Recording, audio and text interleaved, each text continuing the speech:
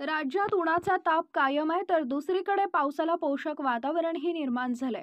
अनेक भागात पावसाची हजेरी लागण्याचा इशारा हवामान विभागानं दिलाय. त्याचबरोबर मुंबईतही पावसाळी वातावरण निर्माण होऊन पुढील 1 ते 2 दिवस पावसाची शक्यता वर्तवण्यात आली आहे. विदर्भातील काही भागात अद्यापही उष्णतेची लाट कायम आहे. राज्यभरातील अनेक भागात आता पावसाचीही हजेरी लागणार असून त्यामुळे उकाड्यापासून दिलासा मिळण्याची शक्यता आहे. पश्चिम मध्य बंगालच्या उपसागरामध्ये सक्रिय असणारा कमी दाबाचा पट्टा निवळलाय.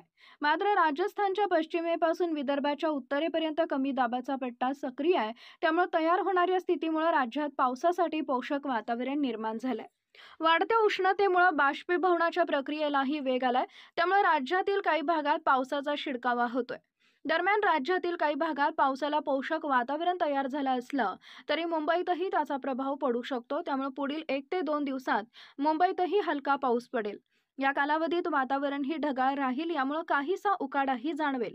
राज्यातील कोणकोणत्या भागामध्ये आज दिवसभरात पावसाचा इशारा देण्यात आलेला आहे, याची सविस्तर माहिती आपण या व्हिडिओमध्ये पुढे पाहणार आहोत. तत्पूर्वी चॅनलवर नवीन असाल तर चॅनलला सबस्क्राईब करून शेजारील बेल आयकॉन प्रेस करा.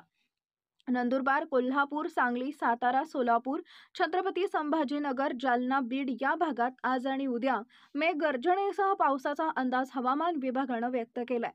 लातूर, धाराशिव, भंडारा, चंद्रपूर, गडचिरोली आणि यवतमाळ भागात सोमवारनंतर पाऊस जोर धरणार आहे. यावेळी 30 ते 40 किलोमीटर प्रति तास वेगानं वारे वाहतील. कोकणातील मुंबईसह सिंधुदुर्ग, रायगड, ठाणे आणि पालघर जिल्ह्यात काही ठिकाणी हलक्या ते मध्यम पावसाचा अंदाज व्यक्त करण्यात आलाय.